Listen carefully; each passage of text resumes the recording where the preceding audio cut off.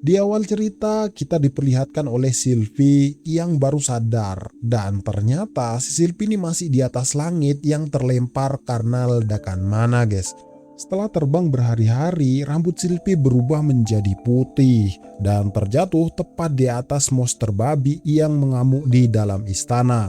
Dan setelah tersadar, si Sylvie ini ternyata berada di kerajaan Asura. Tuan Putri pun bertanya dari manakah asal Sylvie sebenarnya. Si Sylvie menjawab kalau dia tuh berasal dari desa Buena, daerah Vitoa. Tuan Putri pun menjelaskan kalau daerah Vitoa sudah rata dengan tanah karena ledakan mana dan mustahil untuk mencari keluarganya bahkan kawan-kawannya.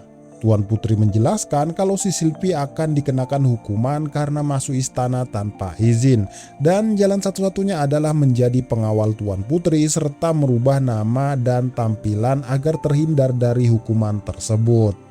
Akhirnya setujulah si Sylvie dengan saran Tuan Putri dan merubah namanya menjadi Fitz.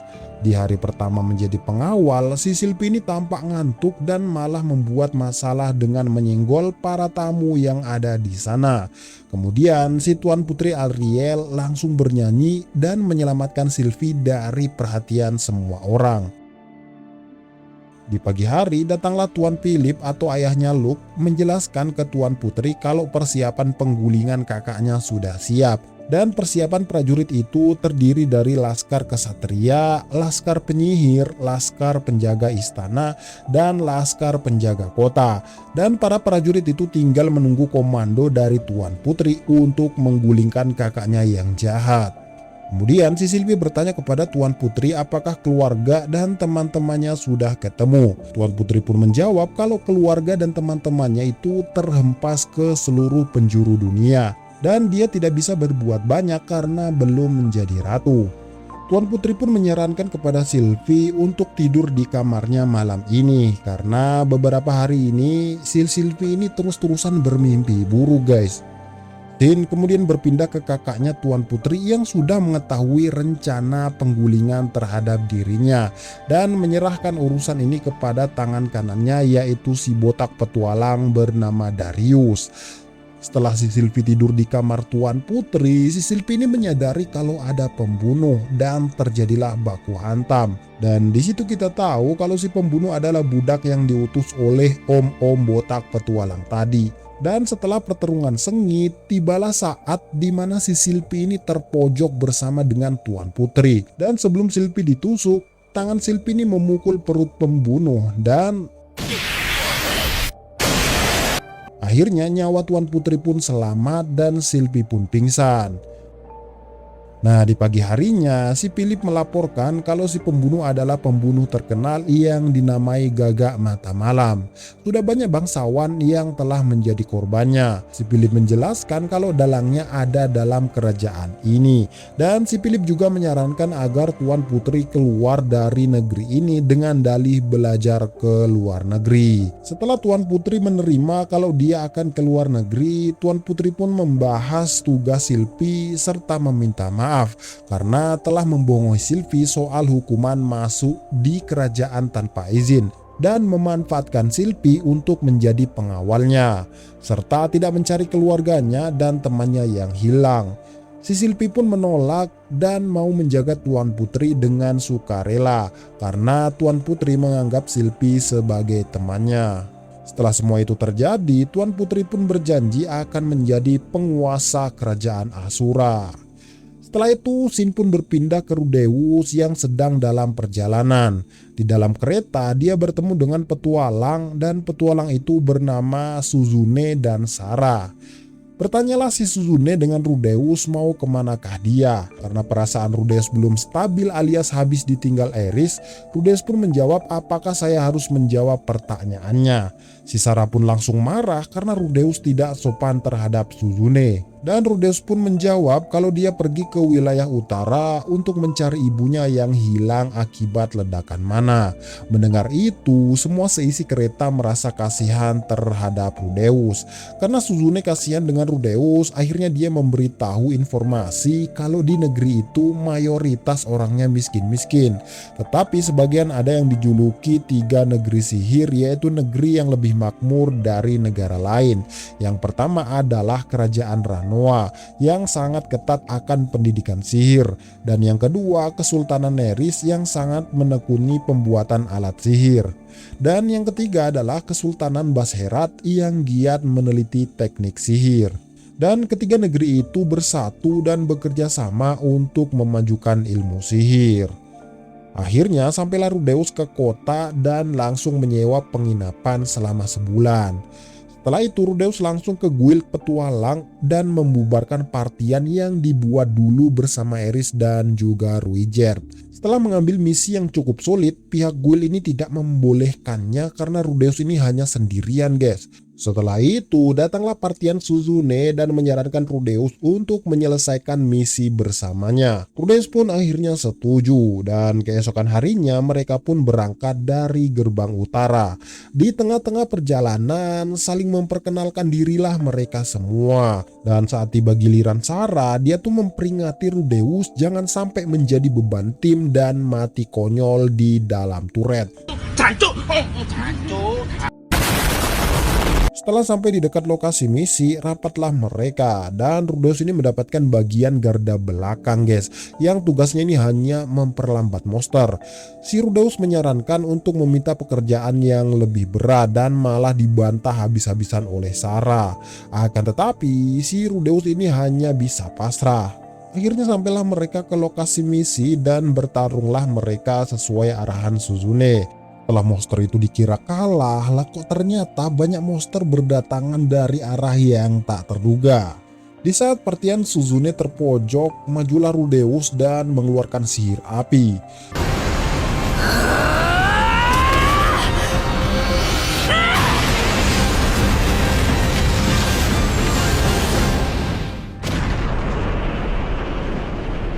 Setelah mereka membereskan semua monster itu, bersiaplah mereka untuk pulang. Si Sarah meminta maaf atas kelancangannya selama ini.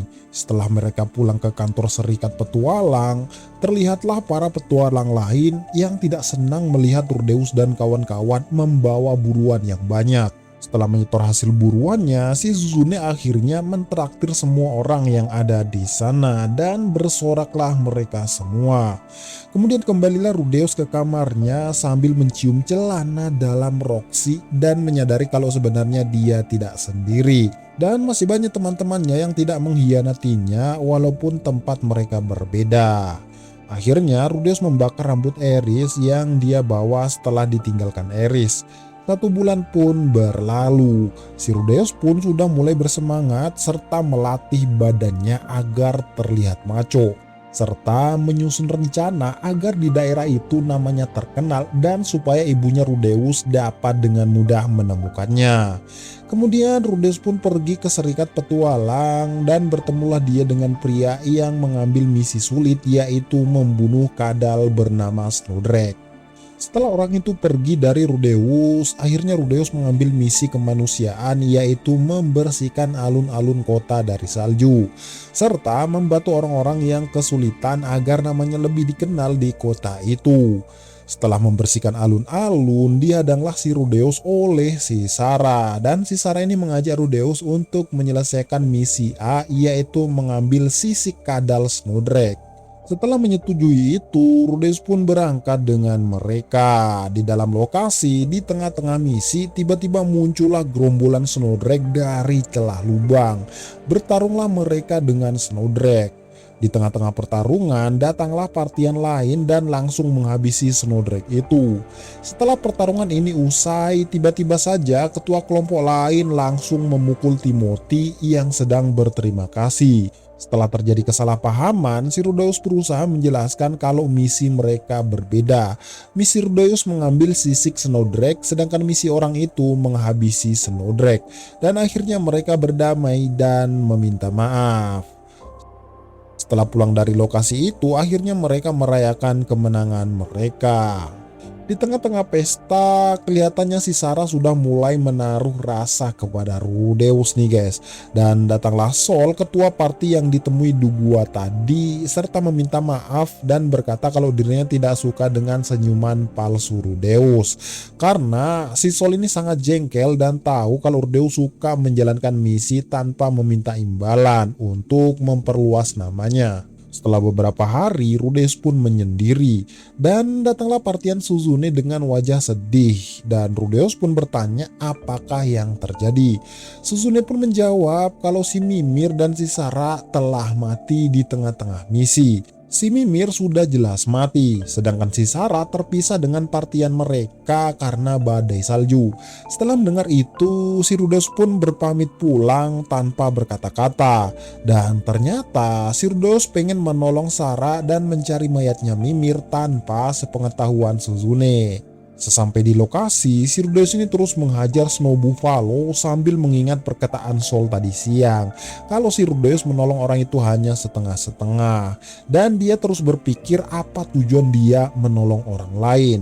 Sampailah Rudeus ke tempat tumpukan tulang belulang dan mendapati tengkorak kepala Mimir. Setelah mengemas tengkorak itu, akhirnya si Rudeus membakar tumpukan tulang itu. Dan tiba-tiba si Rudeus menyadari kalau ada monster aneh yang mengurung Sarah. Ternyata itu adalah monster pohon yang dapat mengeluarkan elemen es. Setelah itu, Rudeus menolong Sarah dan kabur dari jeratan monster pohon itu. Dan si Rudeus membawa Sarah ke sebuah gua untuk mengeringkan pakaian dan menyembuhkannya dengan sihir. Setelah hendak kembali ke kota, Sarah pun berterima kasih dan senang kalau Rudeus itu menolongnya. Setelah sampai di gerbang kota, bertemulah Rudeus dengan Kontra Aro alias partian Suzune. Berterima kasihlah mereka karena telah menolong Sarah dan juga membawa tengkorak Mimir.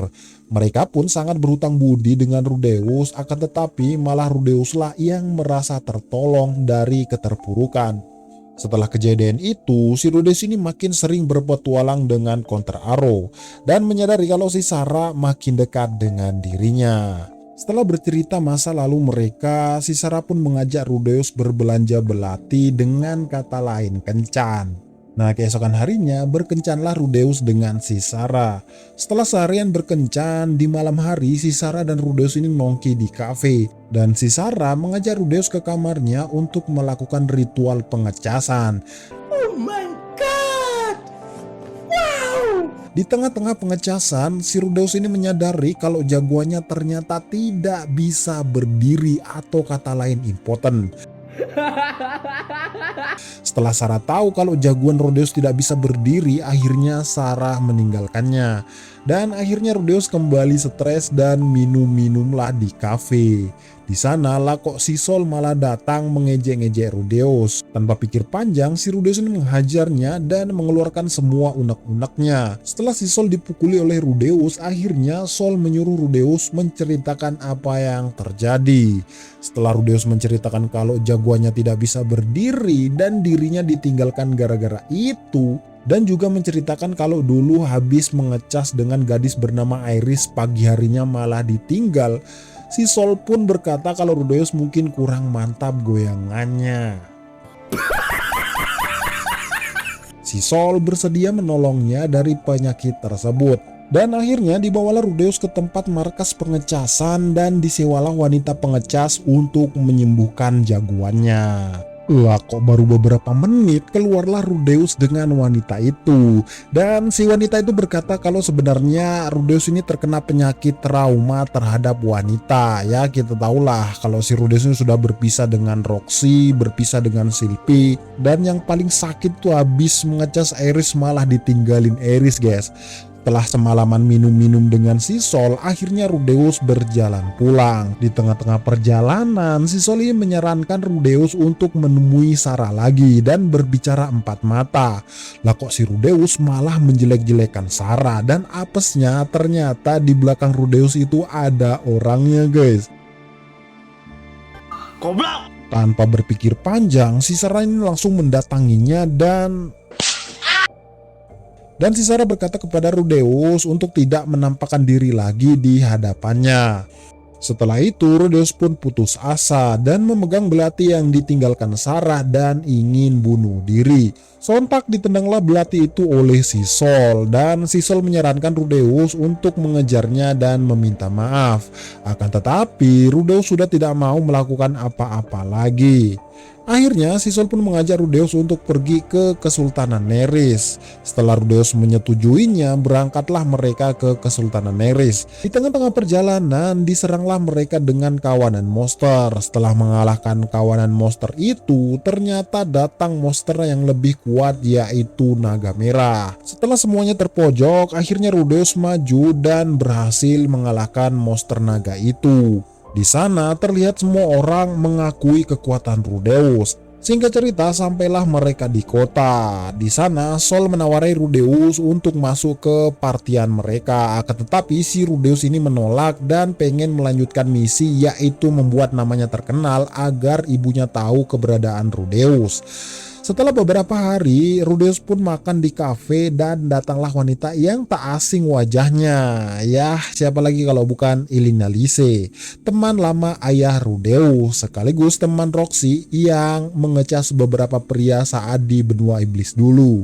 Di sana si Elinalise mengenalkan diri kepada Rudeus kalau dia adalah teman partian ayahnya dulu, serta temannya Roxy. Mendengar nama Roxy, si Rudeus ini langsung bersemangat dan menyimak dengan baik. Elinalise memberi kabar gembira kalau ibunya terletak di labirin rapan benua Begarit. Elinalise memberitahu Rudeus kalau Roxy pergi menemui ayahnya Rudeus di benua Milis dan mengajaknya mencari ibunya di benua Begarit. Akhirnya Rudeus pun lega mendengar itu semua. Hari-hari pun mulai berlalu dan si Rudeus pun tahu kalau ternyata si Elinalise ini adalah pelacur tulen. Dengan kata lain, wanita yang terkena kutukan yang harus ngecas setiap hari. Setelah setiap malam mendengar desahan manja, betapa kagetnya si Rudeus di pagi harinya. Lah, ternyata si Rudeus ini bertemu Sol yang telah mengecas semalaman bersama dengan Elinalise. Goblok! Si Rudeus pun terlihat tidak peduli, padahal di dalam hati sakitnya sampai ke ulu hati. Hari-hari pun mulai berlalu. Saat di kamar, masuklah Elinalise ke kamar Rudeus sambil memberikan surat dari Akademi Sihir Ranoa. Dan isi dalam suratnya adalah menyuruh Rudeus untuk bersekolah ke Akademi Sihir Ranoa sebagai murid khusus. Karena pihak sekolah tahu kalau si Rudeus ini adalah murid penyihir air tingkat raja, yaitu siapa lagi kalau bukan Roxy, guys. Setelah meminta saran dari seseorang bagaimanakah sekolah sihir itu, akhirnya Rudeus memutuskan untuk tidak jadi ke sekolah sihir itu. Setelah Rudeus tidur, akhirnya bertemulah Rudeus dengan Dewa Manusia setelah 2 tahun lamanya. Dan Dewa Manusia menyarankan Rudeus untuk bersekolah di Akademi Sihir Ranoa, mengingat kondisinya yang lagi begitu. Sihir tidak nambah, ilmu pedang tidak nambah, bahkan kuntainya pun tidak bisa berdiri. Ya, hanya fisiknya saja yang bertambah kekar. Mendengar saran dari Dewa Manusia kalau bersekolah di sana dapat menyembuhkan jagoannya, Rudeus pun setuju untuk bersekolah di sana. Keesokan harinya, Rudeus pun berpamitan dengan Sol dan kawan-kawan. Dan berangkatlah Rudeus ditemani dengan Elinalise ke Akademi Sihir Ranoa. Singkat cerita, sampailah Rudeus ke kerajaan Ranoa dan masuklah Rudeus ke sekolah sihir Ranoa dan langsung mencari Pak Genius alias wakil kepala sekolah di sana. Setelah bertemu dengan Pak Genius, si Rudeus ini diajak berkeliling dan dites seberapa jago ia tuh menggunakan sihir. Setelah sampai ke ruangan pelatihan, diteslah kemampuan sihir dan tebak coba siapa yang ngetes Rudeus. Yah, ternyata yang ngetes Rudeus adalah teman kecil Rudeus sewaktu di desa, yaitu Silpi, guys. Karena Silpi juga menggunakan sihir tanpa rapal, mulailah duel di antara mereka. Silpi pun mengeluarkan sihir air. Di sana Rudeus membatalkan sihirnya dengan anti sihir dan menyerangnya dengan sihir batu. Ya, baru sekali serang si Silpi ini langsung tumbang. Dan akhirnya si Rudeus dan Elinalise diterima di Akademi Sihir Ranoa. Keesokan harinya tibalah hari penyambutan siswa baru dan naiklah Tuan Putri Ariel sebagai ketua OSIS dan berpidato kalau di sekolah sihir harus saling menghargai walau berbeda ras dan jangan saling mengganggu antar siswa. Setelah itu masuklah Rudeus ke dalam kelas dan kita tahu kalau di dalam kelas ada si Zanoba, yaitu orang yang menolong Rudeus dari penjara bawah tanah. Dan di sana ada si Linnea dari suku Dondia, yaitu kakak dari Minitona atau anak dari Gis. Dan ada juga Cliff Grimor, yaitu penyihir jenius. Setelah berbincang-bincang dengan Cliff, ternyata si Cliff ini kenal dengan Eris, guys.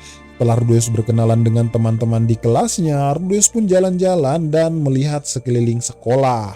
Sesampainya di perpustakaan, di jalan dia tuh bertemu dengan Fierce atau si Silpy. Si Rudeus bercerita dengan Silpy kalau dirinya itu terhempas ke benua iblis dan butuh 3 tahun untuk pulang ke kampung halamannya.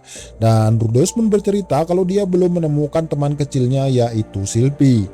Padahal Silpy itu ada di depannya, guys. Setelah dari perpustakaan, makan sianglah si Rudeus dengan si Zanoba dan datanglah si Luke atau pengawal Tuan Putri, dan di situ kita tahu kalau nama lengkapnya adalah Luke Notos Grerat, yaitu satu garis keturunan keluarga dengan Rudeus.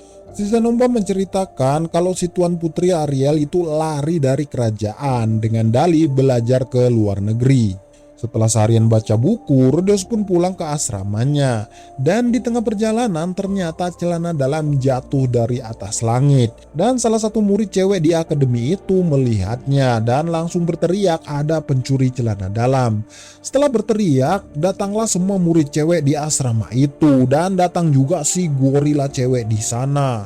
Dan terlihat kalau semua murid perempuan tidak suka dengan Rudeus. Setelah si murid gorila itu ingin membawanya, datanglah si Silpy dan menolong Rudeus dari kesalahpahaman itu. Hari demi hari di Akademi Sihir pun dilalui dengan santai oleh Rudeus. Dan dia sadar kalau dirinya semakin dekat dengan Fierce atau Silpy dan merasa aneh ketika bertemu dengan Silpy. Maksudnya si Rudeus ini seperti ada rasa terhadap Silpy gitu, guys. Padahal si Rudeus ini menganggap Silpy sebagai laki-laki. Singkat cerita, si Zanoba berlatih dengan Rudeus, yaitu latihan sihir tanpa rapal. Sampai Zanoba kelelahan dan belum berhasil mencoba menggunakan sihir tanpa rapal tersebut. Rudeus pun menyuruhnya untuk memahat dan hasilnya sama saja karena kekuatan tangan dari Zanoba ini sangatlah besar. Setelah Rudeus menceritakan keadaan Zanoba kepada Silpy, akhirnya si Silpy menyarankan untuk mencari budak yang kelak bisa membantu Zanoba. Akhirnya pergilah mereka ke pasar budak dan ditemani oleh Silpy. Di pasar budak, si Silpy ini menyarankan Rudeus untuk mencari budak dari ras dwarf yang masih berumur 5 tahun. Setelah mendapatkan budak anak kecil yang dia inginkan, si Rudeus dan Zanoba ini merawatnya serta menamainya. Di sana si Rudeus menamainya dengan Juliet. Setelah itu ia pun mulai mengajarkannya belajar membaca dan sihir tanpa rapal. Sebulan pun berlalu, kita diperlihatkan Silpy yang makin hari makin kepikiran Rudeus dan si Zanoba dan Juliet yang semakin hari semakin pandai menggunakan sihir tanpa rapal. Sampai suatu ketika, si Rudeus menanyakan kepada Zanoba di mana patung Roxy yang dulu dia punya. Dengan keringat dingin, si Zanoba ini memperlihatkan patung itu dan ternyata patung itu sudah hancur berkeping-keping. Setelah itu, si Rudeus ini sangat geram dan marah karena menganggap Zanoba melecehkan Roxy. Si Zanoba pun menjelaskan kepada Rudeus dengan keringat dingin kalau di tahun pertama dia tuh pernah berduel dengan Linnea, sehingga membuat patung itu hancur berantakan. Mendengar cerita itu dari Zanoba, akhirnya Rudeus mengeluarkan ekspresi yang sangat mengerikan dan langsung mendatangi Linnea untuk memberi pelajaran kepadanya.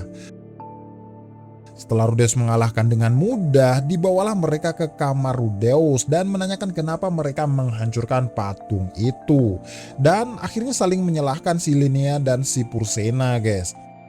Rudeus menawarkan apakah mereka mau dihakimi seperti hukuman di suku Doldia, di penjara dalam keadaan telanjang. Dengan sangat takutnya, Linnea dan Pursena meminta maaf dan berjanji akan mematuhi Rudeus. Kemudian Rudeus menceritakan kejadian itu kepada Sylvie dan Sylvie menyarankan untuk hukuman yang ringan, yaitu mencoret-coret wajahnya dan tidak boleh menghapusnya seharian penuh. Hari-hari pun berlalu. Suatu ketika berjalanlah si Rudeus di asrama dan menemui Cliff yang sedang dibully. Si Rudeus pun menolongnya dan Cliff langsung pergi. Keesokan harinya, si Cliff menemui Rudeus dan menyuruh Rudeus mengenalkan dengan wanita kesukaannya, yaitu Elina Lise. Karena Rudeus bingung mau mengenalkannya atau tidak, akhirnya Rudeus minta saran dari Sylvie. Dan Sylvie pun menyarankan agar mempertemukan mereka berdua. Setelah itu, si Rudeus mempertemukan si Cliff dengan Elina Lise. Dan si Elina Lise pun langsung berlari ke arah Rudeus dan berbisik kalau dia tuh terkena kutukan dan tidak bisa berkomitmen dengan satu pria. Jadi dia tuh harus mengecas terus dengan pria berbeda setiap malam. Mendengar hal itu, Rudeus menyarankan si Elina Lise untuk berkata jujur kepada Cliff kalau dirinya terkena kutukan. Akhirnya si Rudeus meninggalkan mereka di dalam kelas. Lah, keesokan harinya betapa kagetnya si Rudeus bertemu dengan Cliff dan Elina Lise dan ternyata mereka berdua sudah berpacaran. Si Elina Lise berusaha menahan diri sedangkan si Cliff berkomitmen untuk menghilangkan kutukan si Elina Lise. Musim gugur pun telah tiba dan Rudeus melihat banyak sekali murid suku Doldia yang bertanding untuk merebutkan siapa bos mereka. Dengan kata lain, melamar untuk menjadi kekasihnya. Karena Silinia dan Pursena ini sangat populer, akhirnya mereka tuh mengurungkan diri guys dan menulis surat untuk Rudeus yang bertuliskan semuanya aku serahkan kepada bos. Setelah beberapa saat, datanglah orang yang ingin melamar Linia dan meminta bertarung dengan Rudeus. Sampai-sampai semua murid yang ingin melamar Linia dan Pursena itu harus mengalahkan Rudeus. Setelah itu, si Rudeus pun datang ke lapangan bersama dengan Sylvie dan betapa kagetnya Rudeus, ternyata datanglah Raja Iblis mengalahkan mereka semua yang mengantri untuk mengalahkan Rudeus. Ternyata si Raja Iblis itu tuh penasaran dengan kekuatan Rudeus. Si Raja Iblis itu datang menemui Rudeus karena mendengar cerita dari tunangannya, yaitu Ratu Iblis yang pernah memberi mata iblis kepada Rudeus. Dan nama Raja Iblis itu adalah Badigadi dan dia ingin menantang duel dengan Rudeus. Akhirnya si Rudeus menerima tantangan itu dan berduelah mereka dengan disaksikan semua murid yang ada di sana. Sebelum bertarung, berceritalah Rudeus dengan Raja Iblis itu sampai tongkat sihir Rudeus datang yang diambilkan oleh Sylvie. Dan Raja Iblis itu bercerita kalau Rudeus lebih jago dari Laplace, yaitu salah satu manusia yang memiliki daya sihir terkuat di dunia ini. Dan si Rudeus menanyakan apakah Raja Iblis kenal dengan dewa manusia. Dan Raja Iblis menjawab kalau dia tidak mengenalinya. Setelah beberapa saat, datanglah Sylvie dengan membawa tongkat si Rudeus. Dan sebelum mulai pertarungan, si Rudeus ini memohon untuk tidak membunuhnya karena mengingat kejadian 2 tahun yang lalu. Rudeus trauma karena Rudeus nyaris dibunuh oleh Orsted. Mendengar nama Orsted, Raja Iblis itu terdiam. Setelah itu, ia pun memberi usulan kepada Rudeus kalau Rudeus ini hanya boleh menyerangnya dengan sihir terkuatnya sebanyak 1 kali. Dan kalau bisa melukai Raja Iblis berarti Rudeuslah yang menang, dan kalau Raja Iblis tidak terluka sama sekali berarti Raja Iblislah yang menang. Rudeus pun menyetujui saran itu dan bersiaplah Rudeus dengan sihir terkuatnya.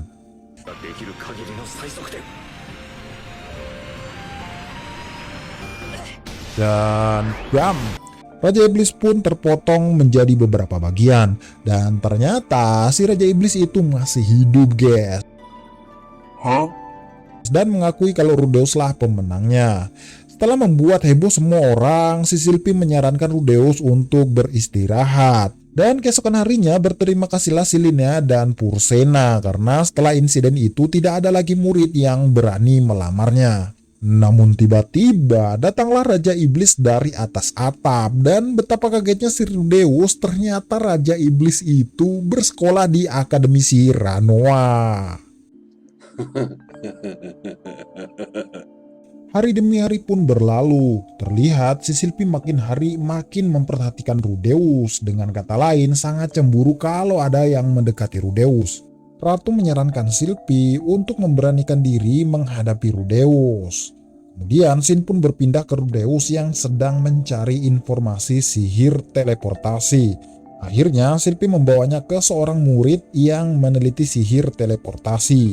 Setelah masuk ke ruangan murid itu, betapa kagetnya Rudeus melihat sosok yang dulu pernah menemani Orsted yang pernah membunuhnya. Saking traumanya Rudeus atas insiden 2 tahun lalu, Rudeus pun langsung pingsan. Setelah sadar, tiba-tiba Rudeus pun sudah di pangkuan Silpi dan melihat kalau cewek itu masih di depannya. Yah, cewek itu bernama Nanahoshi, guys. Setelah Rudeus sadar, Nanahoshi langsung bertanya kepada Rudeus apakah Rudeus mengenal 2 orang ini. Dan tulisan itu ternyata tulisan dari dunia lamanya, yaitu tulisan Jepang. Kemudian menanyakan apakah Rudeus paham dengan tulisan tersebut dan apakah dia termasuk orang dalam nama tersebut. Lantas Rudeus menjawab kalau dia tidak tahu nama-nama itu dan dia bukan termasuk di dalam keduanya. Nanahoshi pun lantas menyimpulkan kalau ternyata Rudeus termasuk orang Jepang di dunia ini. Dan Nanahoshi pun langsung lega dan menyatakan kalau dia berada di pihak Rudeus, serta menawarkan untuk bekerja sama agar kembali ke dunia asal mereka. Rudeus pun menjawab kalau dia tidak mau kembali ke dunia asalnya, karena di dunia ini dia tuh mendapatkan keluarga baru dan teman-teman baru. Nanahoshi pun menyimpulkan kalau si Rudeus berarti bereinkarnasi, sedangkan dirinya terkena teleportasi. Kemudian si Nanahoshi pun bercerita kepada Rudeus kalau dirinya terlempar ke kerajaan Asura karena telah ditabrak truk di dunia lama. Kemudian mendapat perlindungan Orsted selama 2 tahun. Nanahoshi hanya belajar bahasa di dunia ini selama 2 tahun tersebut. Dan setelah belajar bahasa, Orsted mengajaknya berkeliling dunia hanya dengan 1 tahun. Dia berkeliling dunia dengan cepat karena sihir teleportasi yang dilakukan oleh Orsted. Nanahoshi juga bercerita kalau dirinya tidak mempunyai daya sihir dan tidak bisa bertambah tua. Akhirnya Rudeus dan Nanahoshi sepakat kalau mereka bekerja sama. Si Rudeus membantu penelitian Nanahoshi terkait kepulangannya, sedangkan Nanahoshi membantu Rudeus dengan informasi yang dia punya. Setelah akhirnya mereka bersepakat bekerja sama, mereka pun lanjut berdiskusi masalah bencana ledakan mana itu. Dan Nanahoshi mengatakan kalau bencana ledakan itu terjadi karena kedatangannya di dunia ini. Mendengar itu semua, Silpi pun marah besar dan langsung menyerang Nanahoshi. Akhirnya Rudeus pun menenangkan Silpi kalau sebenarnya Nanahoshi itu adalah korban di balik ledakan mana itu, karena dipanggil paksa ke dunia ini.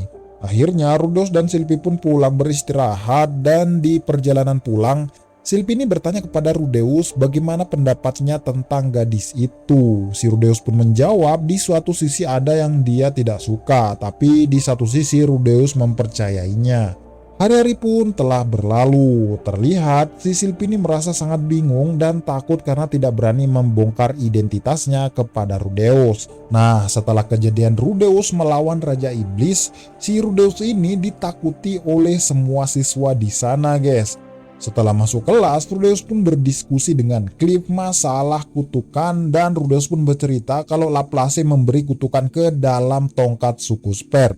Akhirnya Cliff berterima kasih karena telah diberi informasi ini. Setelah Rudeus makan siang dengan Zanoba dan Raja Iblis, pergilah Rudeus ke ruangan Nanahoshi dan membantu penelitian di sana.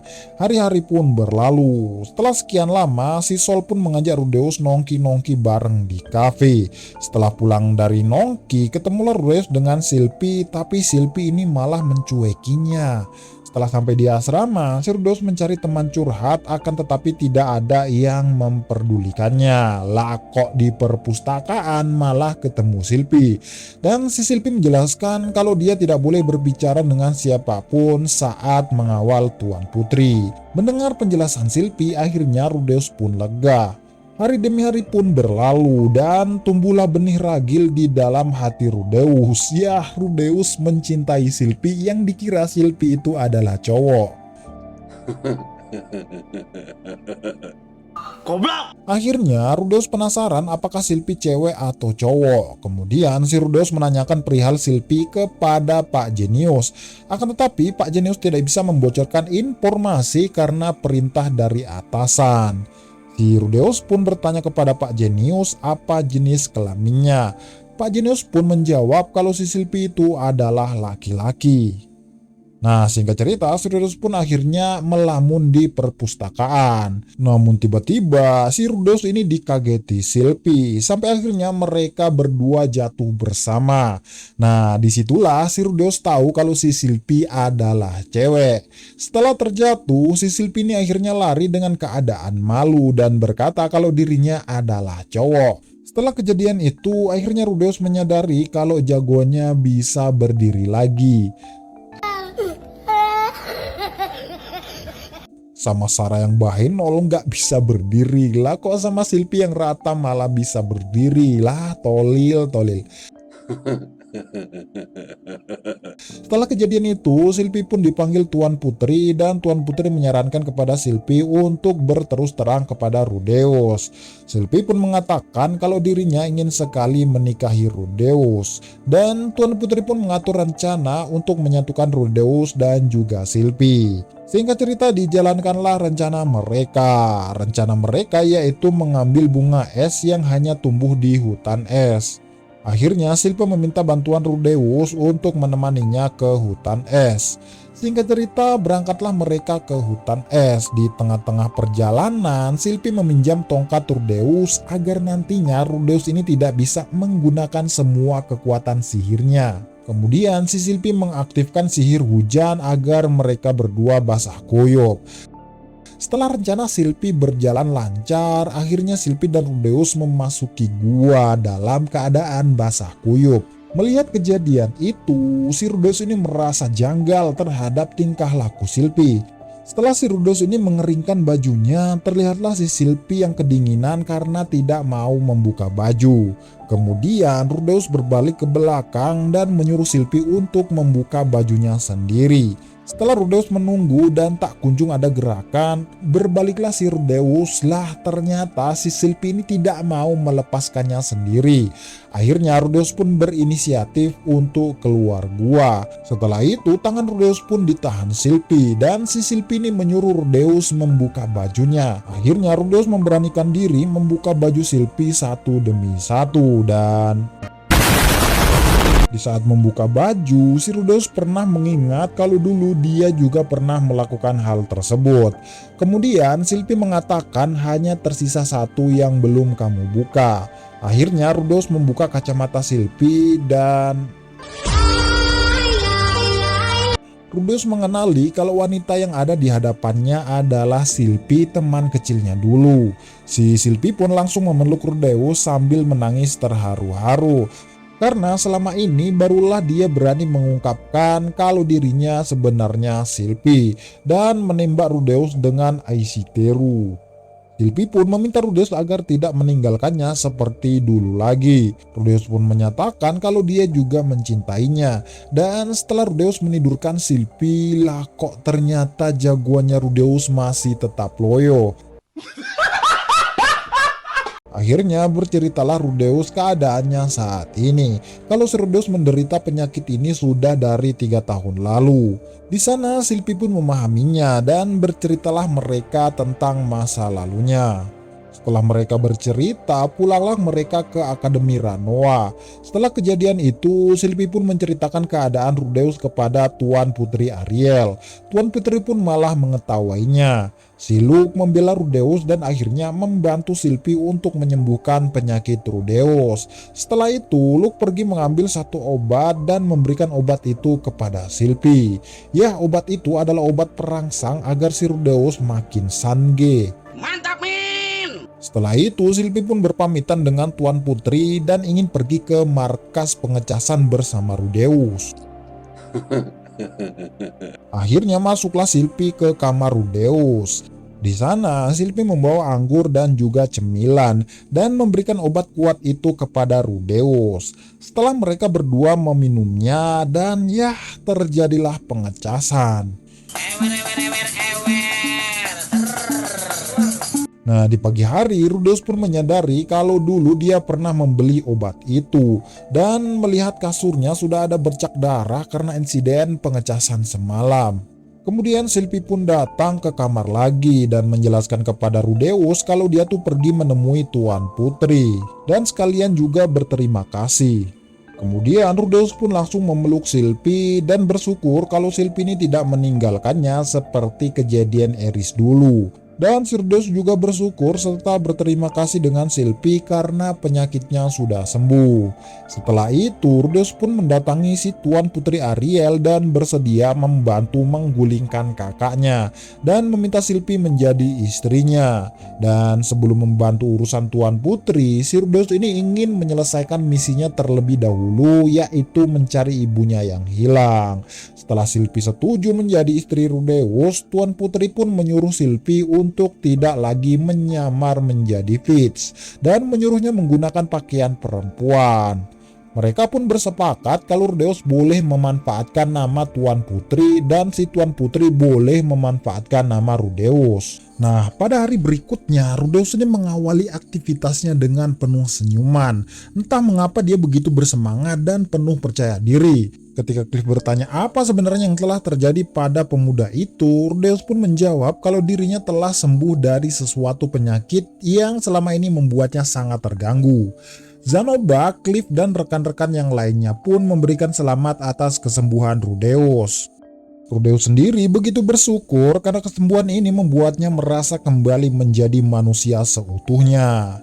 Sesaat kemudian Rudeus datang ke tempatnya Nanahoshi guna meminta saran tentang apa yang diharapkan Nanahoshi jika dia mempunyai seorang kekasih. Nanahoshi pun kurang nyaman mendengarkan pertanyaan Rudeus yang begitu aneh. Nanahoshi pun menjawab bahwa biasanya orang yang disukai itu akan merasa cukup jika Rudeus menemani dan selalu ada di sampingnya. Belakangan ini Rudeus secara berkala mengirimkan surat kepada ayahnya. Setelah kesembuhannya ini, sebenarnya Rudeus bisa saja melanjutkan pencarian keluarganya. Akan tetapi sebelum itu dia ingin sekali melakukan hal yang sangat penting, yaitu melangsungkan pernikahannya dengan Sylvie. Tapi saat memikirkan pernikahan, Rudeus ini malah jadi bingung apa yang harus dilakukan.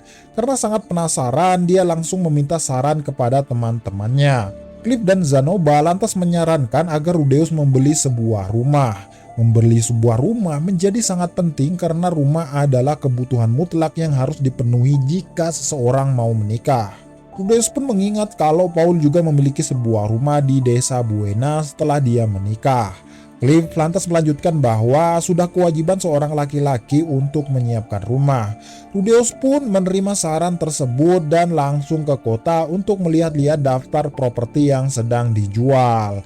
Namun Rudeus jadi bingung dan tidak tahu harus membeli rumah seperti apa. Setidaknya dia tuh harus memiliki rumah yang luas dan kamarnya itu banyak. Serta yang lebih penting lagi harganya murah. Tanpa diduga, dia menemukan kriteria rumah yang diinginkan.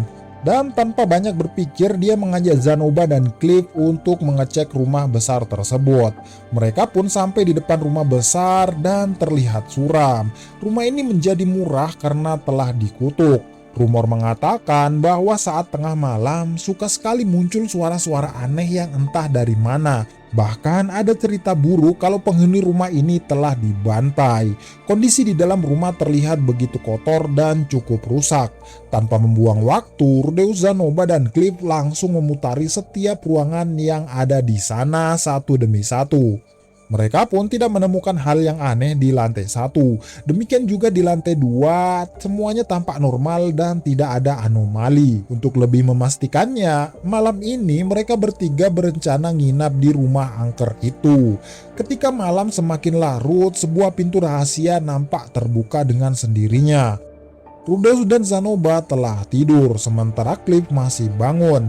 Saat Cliff merasakan ada yang tidak beres, dia tuh segera membangunkan Rudeus dan Zanoba. Semuanya pun melakukan pemeriksaan dengan teliti mulai dari lantai atas hingga lantai bawah. Sayangnya mereka masih belum menemukan suatu hal yang aneh. Tetapi saat hendak kembali ke kamar untuk memeriksa perbekalan, Rudeus dikejutkan oleh kemunculan makhluk mengerikan. Jelas saja Rudeus sangat kaget dan menjerit kencang. Dia lantas menyerang monster tersebut dengan sihir batu tajam udaranya. Sayangnya serangan itu tidak mempan sama sekali. Zenoba pun langsung datang dan menolong Rudeus, tapi senjatanya hancur oleh serangan kuat si monster. Zenoba lantas dicabik-cabik si monster dengan begitu brutal.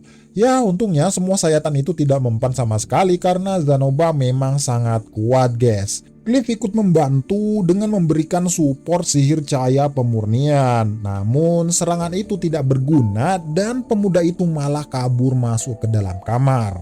Setelah Rudeus mulai serius dan hendak menghancurkan monster itu dengan serangan pamungkasnya, tanpa diduga Zenoba langsung menghentikannya.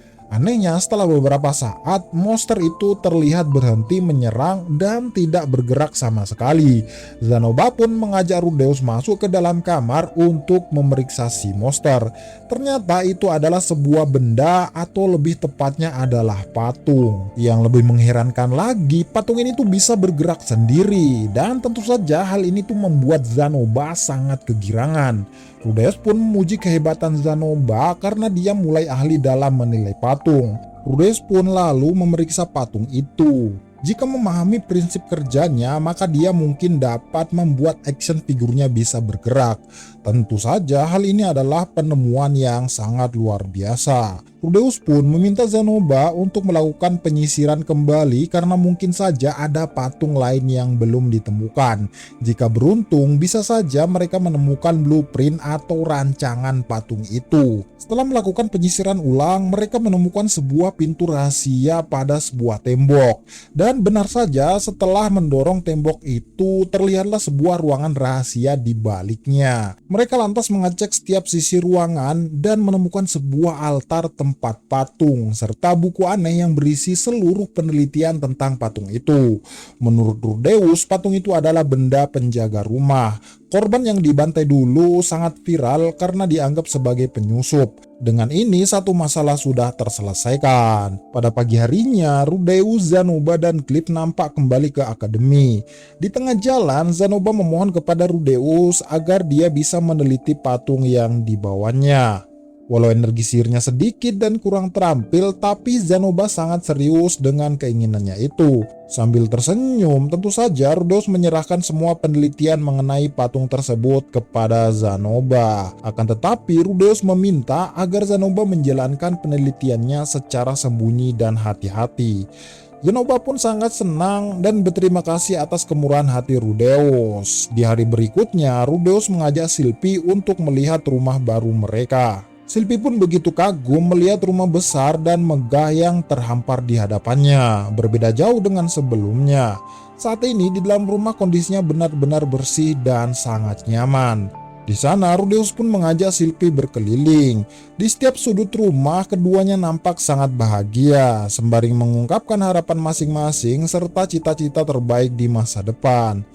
Nah, seminggu kemudian Rudeus dan Sylvie berniat mengundang dan menjamu semua teman-teman terdekat mereka ke rumah baru ini. Bisa dikatakan kalau ini adalah resepsi pernikahan Rudeus dan juga Sylvie. Keduanya pun menuliskan beberapa nama-nama penting dalam undangan tersebut. Selain itu, Sylvie sepertinya ingin membicarakan hal yang sangat penting dengan Elina Lise. Walaupun cukup penasaran, namun Rudeus berharap yang terbaik karena dia tidak pernah melihat Sylvie dan Elina Lise ngobrol berdua. Untuk mempersiapkan resepsi, pagi itu Rudeus dan Sylvie langsung pergi ke kota untuk berbelanja. Namun sebelum berbelanja bahan makanan, Sylvie ini ingin membeli sebuah jubah baru untuk Rudeus. Setelah mencoba-coba beberapa jubah, Sylvie pun memilihkan jubah baru yang tidak jauh berbeda dengan milik Rudeus sebelumnya. Jubah itu terbuat dari kulit lakirat yang berasal dari benua iblis, yang mana pakaian tersebut memiliki ketahanan yang kuat terhadap racun dan juga asam. Walau jubah ini kelewat mahal, untungnya Rudeus mendapatkan diskon karena dia adalah keluarga Greirat. Sebelumnya, Luke Greirat sering berbelanja dan menjadi pelanggan setia toko ini. Setelah membeli jubah, keduanya pun melanjutkan kegiatan berbelanja di toko lain, mulai dari perlengkapan rumah tangga, berbagai isian dalam rumah hingga bahan-bahan makanan. Keduanya nampak begitu sibuk tanpa terasa waktu sudah sore hari saja. Ketika mereka kembali ke rumah, hari resepsi pun tiba. Walau ada beberapa orang yang tidak bisa hadir, namun sebagian besar para tamu undangan telah memenuhi ruangan. Di hadapan teman-temannya, Rudeus mengungkapkan rasa terima kasih yang sangat mendalam pada seluruh tamu undangan. Setelah itu, Rudeus mengumumkan bahwa dia dan Sylvie akan menikah. Tentu saja semua orang sangat senang mendengar kabar tersebut. Dan setelah mereka semua memeriahkan acara resepsi ini dengan menyantap jamuan makanan yang sudah disediakan, Putri Ariel dan rombongannya menyampaikan selamat kepada Rudeus dan juga Sylvie atas pernikahan mereka. Ariel juga memberikan cuti selama 1 tahun dan membebaskan Sylvie dari tugas pengawalan sementara. Tentu saja Sylvie sangat berterima kasih atas kemurahan hati Ariel. Penyampaian ucapan selamat pun dilanjutkan oleh Zanoba, Juliet, Linia, Pursena, serta Nana Hoshi. Cliff tampak memanjatkan doa agar hubungan Rudeus dan Sylvie langgeng selamanya. Dari lubuk hati yang terdalam, Elinalise juga mengucapkan selamat kepada Sylvie atas pernikahannya. Tapi anehnya, wanita itu langsung menangis seketika di hadapan Sylvie. Sylvie pun menduga kalau Elinalise adalah neneknya, di mana ayahnya dulu berkata kalau nenek Sylvie merupakan member partian Paul dan ayahnya Rudeus. Walau sempat membantahnya, namun Elinalise tidak bisa berkutik karena Sylvie mengungkapkan beberapa alasannya. Rudeus sendiri tidak menyangka dengan fakta ini, namun dia berpikir realistis, apalagi kalung buatan Sylvie sekilas sama dengan milik Elinalise. Dikarenakan suasana sedikit tegang, Rudeus pun meminta Elinalise beristirahat di lantai 2 sembari menenangkan diri. Ketika waktu sudah mulai senja, para tamu pun berpamitan pulang ke tempatnya masing-masing. Sylvie lantas mendatangi Elinalise untuk mengobrol secara personal di dalam sebuah kamar tertutup. Rudeus dan Cliff pun turun ke lantai bawah untuk menemui Putri Ariel. Anehnya, Putri Ariel ini tiba-tiba meminta Rudeus untuk berduel pedang melawan Luke tanpa menggunakan sihir sama sekali. Walau katanya duel ini hanyalah permainan, tapi Rudeus tidak nyaman dan tidak mengerti apa yang diinginkan Putri Ariel. Namun dia tidak bisa menolak karena Putri Ariel memohon dengan serius. Pertarungan pun akhirnya dimulai.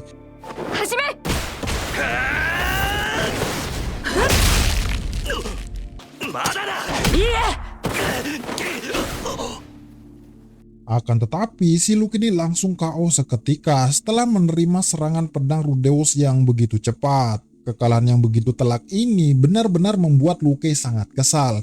Dia pun mengakui kekalahannya.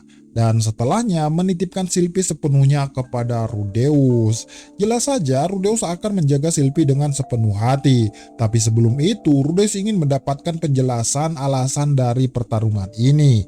Di sini Putri Ariel menjelaskan kalau duel ini dilakukan hanya untuk menguji apakah Rudeus layak untuk Sylvie. Putri Ariel memiliki tanggung jawab penting sebagai anggota kerajaan Asura. Oleh karena itu, dia harus berhenti bergantung kepada Sylvie dan membiarkan Sylvie memilih jalannya sendiri. Tapi jika Rudeus tidak bisa menjaga Sylvie, maka Putri Ariel sendirilah yang akan merebut Sylvie kembali. Rudeus pun mengerti dan dia berjanji tidak akan mengecewakan Putri Ariel. Setelah itu, Putri Ariel dan rombongannya nampak berpamitan pulang dan kembali ke akademi. Di dalam rumah, Sylvie dan Elinalise turun ke bawah untuk menemui Rudeus dan juga Cliff. Di sini sudah dipastikan kalau Elinalise memang neneknya Sylvie. Beberapa alasan diungkapkan mengapa Elinalise tidak memberitahu nama aslinya kepada anaknya. Wanita itu pun memutuskan hubungan dengan anak-anaknya sampai bisa hidup mandiri. Namun perasaan Elinalise langsung tumpah begitu saja ketika dia melihat Sylvie bahagia. Cliff lantas berkata kepada Rudeus mengenai perasaannya kepada Elinalise. Anehnya si Cliff ini tidak hilang perasaan dan dia menganggap kalau Elinalise adalah wanita yang sangat bijaksana walau hatinya rapuh. Pemuda itu pun bertekad untuk menyembuhkan kutukan Ilinalise. Seburuk apapun itu, Cliff memiliki tanggung jawab untuk membahagiakan wanita yang dicintainya. Melihat keseriusan Cliff, Rudeus pun berjanji untuk membantu Cliff semaksimal mungkin. Cliff dan Ilinalise pun berpamitan pulang ketika waktu sudah petang. Setelah itu, Rudeus mengungkapkan terima kasih kepada Sylvie untuk semua kebaikan hari ini. Sylvie juga berkata demikian dan mereka memasuki rumah untuk menyongsong hari esok yang lebih baik. Beberapa hari kemudian, Rudeus terlihat begitu senang ketika menerima surat dari Paul. Paul mengucapkan selamat atas keberhasilan Rudeus memasuki Akademi Sihir. Dan dia sangat bangga karena Rudeus lebih mandiri dan bisa menentukan jalannya sendiri. Paul mengabarkan kalau saat ini dia ada di e-sport dan saat ini dia juga akan menuju benua Begarit bersama dengan partiannya. Begarit merupakan benua terkeras kedua setelah benua iblis. Dengan jujur, Paul menyampaikan bahwa perjalanan ke benua tersebut sangat sulit jika harus membawa anak-anak. Dan disinilah muncul usulan dari semua orang agar Aisyah dan Norn bisa dititipkan pada Rudeus. Sebenarnya Paul tak ingin mengambil keputusan ini karena dia khawatir akan kehilangan keluarganya lagi. Namun Paul cukup lega setelah bertemu dengan seseorang yang sangat bisa diandalkan untuk mengantarkan Aisyah dan Norn kepada Rudeus. Apalagi Rudeus juga mengenal orang itu dengan sangat baik. Sejujurnya, Paul ini merasa tidak enak menyerahkan semua urusan ini kepada Rudeus. Namun, dia tidak ada pilihan karena Zenith atau ibunya Rudeus ini harus segera ditemukan. Rudeus pun pulang ke rumah dengan perasaan lega. Sebagai putra sulung, dia memiliki kewajiban untuk menjalankan permintaan ayahnya. Tapi dia masih sangat penasaran mengenai siapakah sosok yang mengawal perjalanan Aisyah dan juga Norn. Rudeus lantas menemui Sylvie dan menyampaikan isi surat dari Paul. Sylvie pun tidak masalah jika kedua adik Rudeus tinggal di rumah ini. Rudeus pun senang karena keberadaannya bisa lebih berguna untuk membantu keluarganya. Dia juga tidak menyangka kalau dirinya yang dulu merupakan seorang pengangguran tak berguna kini bisa memiliki tempat untuk pulang. Bisa makan bersama orang yang sangat dicintainya merupakan kebahagiaan yang sangat tak ternilai. Nah, di hari berikutnya, Rudeus menemui Nanahoshi di ruangannya. Nanahoshi tampak bersemangat setelah berhasil menyelesaikan lingkaran sihir dalam sebulan belakangan ini. Bagi Nanahoshi, ini adalah puncak pencapaiannya selama 2 tahun. Lingkaran sihir ini berfungsi untuk memanggil barang-barang dari dunia lain. Selain itu, Nanahoshi menjamin kalau benda sihir itu tidak akan menimbulkan bencana teleportasi seperti insiden sebelumnya. Nanahoshi pun meminta Rudeus untuk mengisi lingkaran sihir di hadapannya dengan energi sihir. Tapi saat Rudeus melepaskan banyak energi sihir, tanpa diduga kertas lingkaran sihir itu mengalami macet dan terbakar sebagian. Kegagalan ini membuat Nanahoshi menghela napas panjang. Dia lantas mempersilahkan Rudeus untuk pulang. Di sini Rudeus mengerti kalau Nanahoshi sangat stres dalam menjalani penelitian, tapi dia cukup yakin kalau Nanahoshi pasti akan baik-baik saja. Namun keyakinannya ternyata salah besar, guys. Sebelum melangkahkan kakinya lebih jauh, Rudeus sangat kaget mendengar jeritan Nanahoshi di dalam ruangan penelitiannya. Tentu saja si Rudeus segera kembali untuk menolong. Nanahoshi tampak kesetanan dan menghancurkan seluruh isi ruangan. Dia meraung-raung karena sadar bahwa sulit baginya untuk kembali ke dunia asal. Walau Rudeus berhasil menenangkan Nanahoshi, tapi dia tidak bisa berbuat apa-apa. Dia pun memohon agar Nanahoshi tidak terlalu memaksakan diri dan segera beristirahat. Dengan bantuan Zanoba, Rudeus langsung menggendong Nanahoshi menuju UKS. Di dalam ruangan UKS, Zanoba menyadari kalau Nanahoshi melakukan penelitian lingkaran sihir karena terpaksa. Oleh karena itulah, gadis itu sangat kesal menyadari penelitiannya itu gagal. Setelah berunding dengan Sylvie, untuk sementara waktu Nanahoshi akan tinggal dan dirawat secara intens di rumahnya Rudeus. Rudeus pun meminta tolong kepada Zanoba untuk membawa Nanahoshi ke rumahnya. Hingga malam menjelang, Nanahoshi masih saja tertidur pulas karena sangat kelelahan. Untuk berjaga-jaga, Sylvie memberikan sihir penyembuhannya. Nah, di lantai bawah, Zanoba dan Juliet, atau bisa kita panggil dengan Julie, mengungkapkan kekhawatirannya kepada Rudeus. Menurut Zanoba, raut muka Rudeus tidak ada bedanya dengan Nanahoshi. Rudeus pun berkata bahwa dia memiliki kenangan berat di masa lalu. Kala itu, Rudeus tidak berdaya dan selalu menutup dirinya layaknya Nanahoshi. Walau tidak bisa memahaminya, tapi Zanoba akan selalu membantu Rudeus dengan seluruh kekuatannya. Nah, pada esok harinya, kondisi Nanahoshi masih saja belum begitu baik. Rudeus pun jadi pasrah karena Nanahoshi tidak mau merespon apapun. Namun, Nanahoshi mengungkapkan rasa kekecewaannya ketika Rudeus hendak meninggalkannya. Gadis itu begitu kecewa karena merasa telah memecahkan semua teka-teki tentang lingkaran sihir. Dengan mengkombinasikan beberapa pola sirkuit, seharusnya akan tercipta sebuah fungsi. Tapi entah mengapa, sirkuitnya ini tidak mau tersambung sama sekali. Nanahoshi sungguh pasrah karena ini sama saja menandakan kalau dirinya mustahil bisa pulang ke rumah.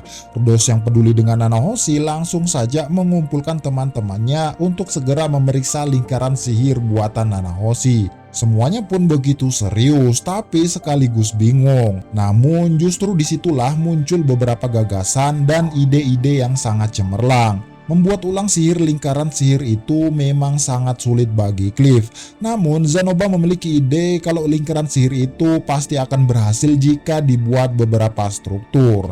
Zanoba telah meneliti patung yang sebelumnya ditemukan di rumah Rudeus.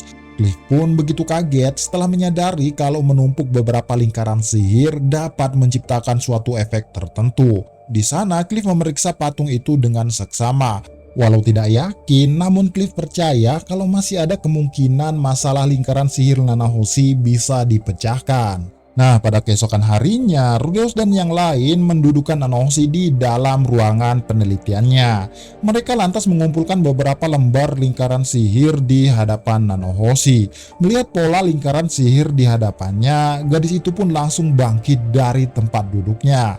Dia sungguh tak habis pikir mengapa ide tersebut tidak pernah terbesit di dalam pikirannya. Dia lantas berkolaborasi dengan Cliff hingga tercipta beberapa pola lembaran lingkaran sihir. Setelah bekerja seharian penuh, kali ini pola lingkaran sihir yang diimpikan Nanahoshi benar-benar terwujud. Rudeus pun mencoba mengaktifkannya dan tanpa diduga sebuah botol plastik keluar dari pusat lingkaran sihir tersebut.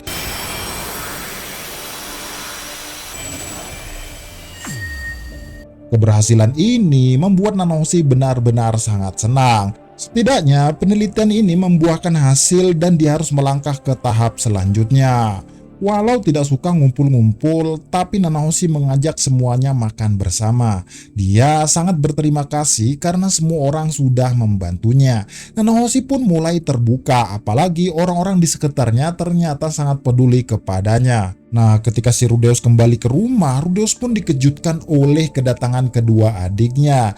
Tapi yang lebih mengagetkan lagi, ternyata sosok yang mengawal kedua adiknya tersebut adalah Ruijerd. Dikarenakan lama tak jumpa, Rudeus pun mengobrol panjang lebar. Rudeus pun sangat berterima kasih karena Ruijerd sudah mengawal kedua adiknya.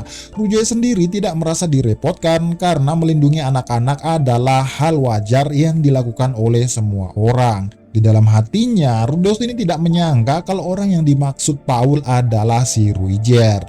Dia pun sangat lega karena Ruijerd adalah pria yang sangat handal. Ruijerd mengisahkan tentang petualangannya hingga bertemu dengan Paul. Dan dari situlah pengawalan Aisyah dan Norn diserahkan kepadanya. Di tengah percakapan, Ruijerd menanyakan bagaimana keadaan Eris. Rudeus berkata Eris merasa tidak cocok dengan Rudeus dan pergi berpetualang sendiri. Ruijerd begitu yakin kalau Eris tidak membenci Rudeus. Eris adalah gadis yang tidak pandai berkata-kata. Jika nanti bertemu lagi dengan Eris, Ruijerd berharap Rudeus bisa ngobrol santai dengan Eris. Ruijerd pun menyampaikan bahwa besok dia harus pergi meninggalkan kediaman Rudeus. Jelas saja hal ini membuat Rudeus merasa sedih. Keesokan paginya, Rudeus dibuat kaget karena Badigadi menghalangi jalan Ruijer. Untungnya, Badigadi segera pergi setelah melihat Rudeus. Wajah Rudeus pun begitu tegang. Bagaimanapun juga, suku Sper dan klan iblis mempunyai histori peperangan. Ya, masih punya dendam gitulah guys. Ruijer pun meminta Rudeus tidak cemas karena dia tidak memiliki niat untuk berduel melawan Badigadi. Setelah sarapan pagi, Ruijer pun lantas berpamitan pergi. Aisyah berterima kasih atas segala kebaikan Ruijer, tapi anehnya si Nor malah menangis dan ingin pergi mengikuti Ruijer. Ruijer pun menasihati Nor untuk selalu bergantung pada Rudeus, tapi Nor tidak mau karena Rudeus sudah berbuat jahat kepada ayahnya. Di sana Ruijer menenangkan Nor sekali lagi dan setelah itu dia benar-benar pergi. Nah, di dalam rumah, Rudeus ini ngobrol dari hati ke hati dengan kedua adiknya. Rudeus berharap agar Aisyah dan Nor bisa hidup rukun di dalam rumah ini. Aisyah nampak sangat antusias, sementara Nor terlihat datar-datar saja. Setelah beberapa saat, Aisyah memberikan kotak titipan Paul kepada Rudeus. Di dalam terdapat surat yang isinya meminta tolong kepada Rudeus agar Aisyah dan Nor bisa bersekolah. Akan tetapi Aisyah tidak mau bersekolah, dia tuh malah bersikeras ingin merawat rumah dan juga kakaknya saja. Rudeus pun mengerti, namun Aisyah dan Nor harus mengikuti ujian sekolah. Baru setelahnya akan diputuskan mereka sekolah atau tidak. Nor sendiri tidak yakin bisa masuk sekolah karena dia merasa kurang pintar. Perdebatan pun akhirnya terjadi, di mana Aisyah merendahkan Nor karena kakaknya itu tidak ada kemauan belajar. Jelas saja hal ini membuat Nor begitu muak. Dia pun pergi begitu saja dan berjanji akan mengikuti ujian sekolah tersebut. Beberapa hari kemudian, Aisyah mendapatkan nilai sempurna dalam ujian masuk sekolah. Tentu saja Rudeus tidak ada pilihan selain membiarkan Aisyah tidak sekolah sesuai dengan janjinya. Sayangnya hasil ujian Nor tidak terlalu bagus, walaupun masih dalam kategori aman. Ketika Rudeus menawarkan berbagai kelas menarik di akademi, tanpa diduga Nor mengungkapkan kalau dia ingin tinggal di asrama sekolah. Rudeus pun terkejut, tapi dia mempersilahkan Nor tinggal di asrama. Fakta ini membuat Aisyah merasa dicurigai karena dialah yang mendapatkan nilai sempurna. Aisyah tidak setuju jika Nor tinggal di asrama, apalagi sang ayah sudah mengatakan kalau semuanya harus tinggal bersama Rudeus. Aisyah pun akhirnya menangis karena merasa dianggap sebagai saudara tiri oleh Rudeus. Untungnya dia masih bisa menerima setelah Rudeus memberikan penjelasan yang begitu serius. Hari masuk sekolah pun akhirnya tiba. Rudeus memberikan banyak wejangan kepada Nor agar gadis tersebut mematuhi semua aturan yang ada di akademi. Rudeus menyampaikan pesan agar Nor belajar lebih giat dan serius. Tetapi Nor hanya menjawab iya saja. Singkat cerita, sebulan pun berlalu sejak Nor masuk sekolah. Pada suatu ketika, Nor ini tidak menjawab sapaan Rudeus dan gadis itu terlihat tidak memiliki teman sama sekali. Jelas saja hal ini membuat Rudeus sangat kepikiran. Namun Rudeus mencoba menenangkan diri setelah mengetahui kalau Nor hanya bingung mengetahui ruangan kelas tempatnya belajar. Putri Ariel pun meminta tolong kepada Luke untuk menunjukkan di mana ruangan kelas pada Nor. Nah, pada sore harinya, Rudeus ini menyidang Linnea dan Pursena atas tindakan ngawur mereka. Kedua gadis dari suku binatang itu ternyata memarahi seorang siswi baru, di mana siswi itu ternyata adalah Nor. Mereka pun sontak ketakutan setelah mengetahui kalau Nor adalah adiknya Rudeus. Walau Nor adalah adik kandungnya sendiri, Rudeus sangat menyadari kalau dia tidak begitu akrab dengan adiknya itu. Walau demikian, Rudeus akan berusaha pelan-pelan menyentuh hati adiknya itu. Beberapa hari kemudian, Rudeus sangat gelisah setelah mengetahui kalau Nor mengurung diri di dalam kamarnya. Mengurung diri adalah tindakan yang memiliki arti berat bagi Rudeus. Bagaimana tidak guys, Rudeus juga mengurung diri setelah mengalami perundungan di dunia asalnya. Jika Nor merasakan hal yang sama, mungkin saja Rudeus masih bisa menolongnya. Di sana, Linia dan Pursena nampak sangat ketakutan melihat kegelisahan dan amarah Rudeus. Bahkan tak hanya mereka, semua orang yang berpapasan dengan Rudeus begitu ngeri merasakan aura kemarahan pemuda tersebut. Rudeus tidak bisa berdiam diri melihat adiknya seperti itu. Bagaimanapun juga, Norn tetaplah adik kandungnya dan dia memiliki tanggung jawab untuk melindungi adiknya tersebut. Rudeus lantas memasuki ruangan kelas Norn, padahal saat itu kegiatan belajar mengajar tengah berlangsung. Dengan begitu geram, Rudeus berdiri di depan kelas dan menjelaskan bahwa Norn adalah adiknya. Sayangnya saat ini Norn tidak mengikuti pelajaran. Walau belum menerima informasi sebenarnya dari Norn, tetapi Rudeus merasa kalau salah satu orang di sini adalah penyebab utama mengapa Norn tidak masuk kelas. Rudeus meminta mereka mengaku dan ia berjanji tidak akan marah. Namun di dalam hatinya, Rudeus ini akan menghajar si pembuli dan dia benar-benar mengutuk tindakan perdungan tersebut.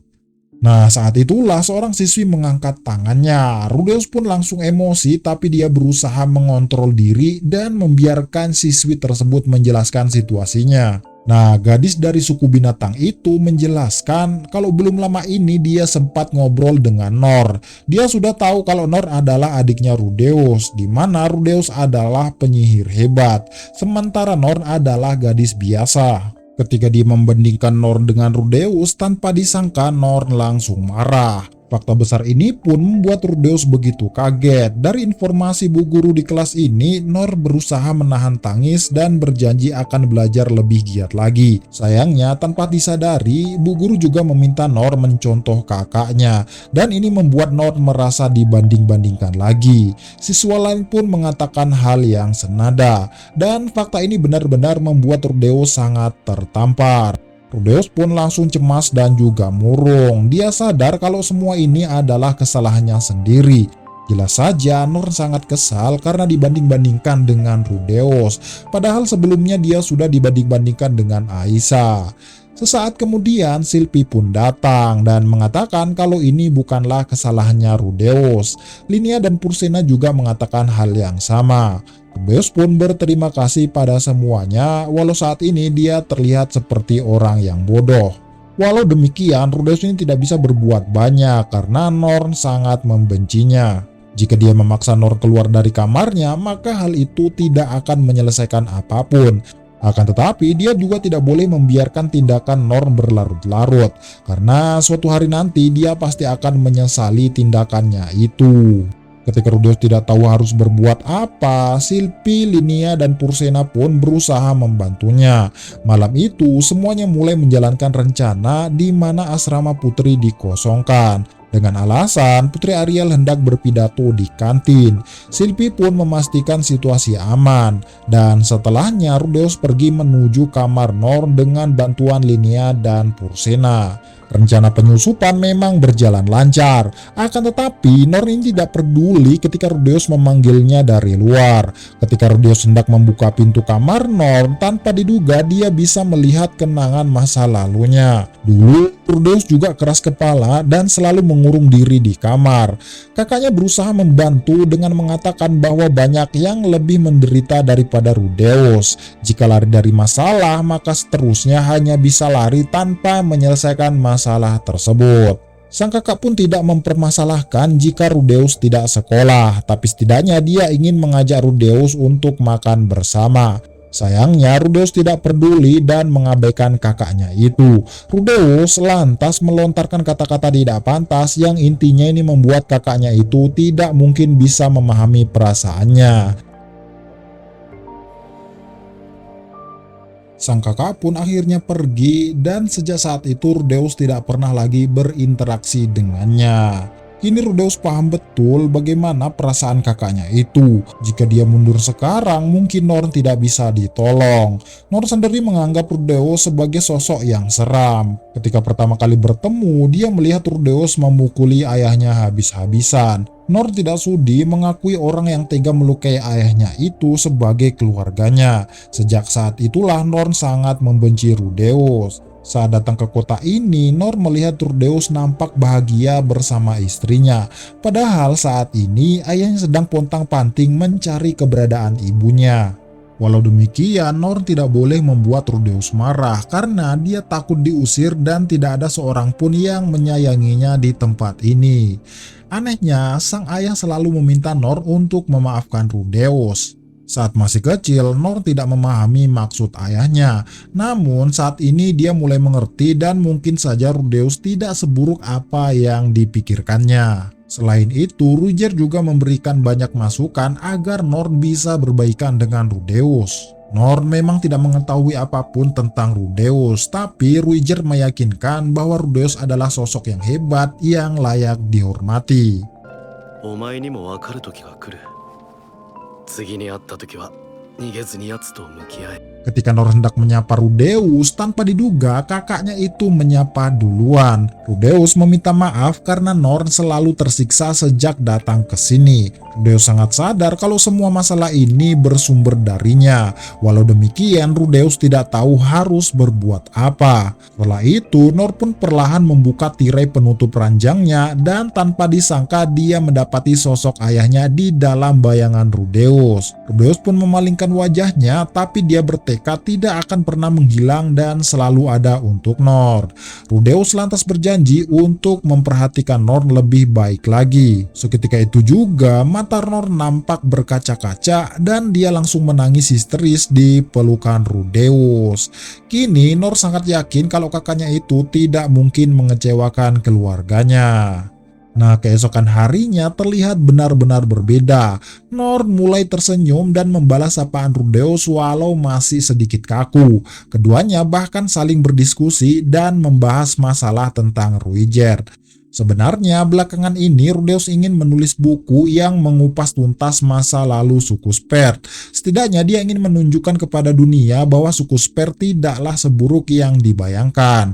Sayangnya Rudeus kekurangan ide dan bingung bagaimana cara penulisannya. Berbagai rencana telah terkumpul di kepalanya, tapi semua upayanya itu nampaknya tidak membuahkan hasil. Rudeus pun mengungkapkan permasalahan ini kepada Norn. Dan tentu saja Norn langsung mengajukan diri untuk membantu. Walau demikian, Rudeus tetap meminta Norn untuk fokus dan lebih mengedepankan belajarnya.